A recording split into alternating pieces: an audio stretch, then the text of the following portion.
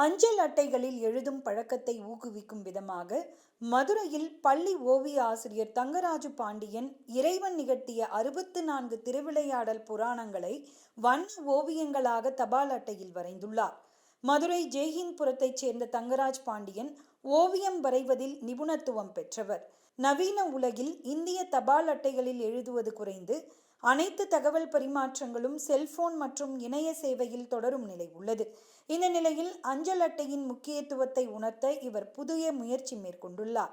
அதன்படி அவர் தபால் அட்டையில் மதுரையில் நடந்த 64 திருவிளையாடல்களை ஓவியங்களாக வரைந்து மக்களிடம் விழிப்புணர்வு ஏற்படுத்தி வருகிறார். அதேபோன்று அவர் மதுரை மீனாட்சி அம்மன் கோவிலுக்கு அடிக்கடி சென்று அங்குள்ள சிற்பங்களை மனதில் உள்வாங்கிக் கொண்டு அதனை அப்படியே பென்சில் ஓவியமாகவும் வரைந்து அனைவரையும் ஈர்த்துள்ளார்.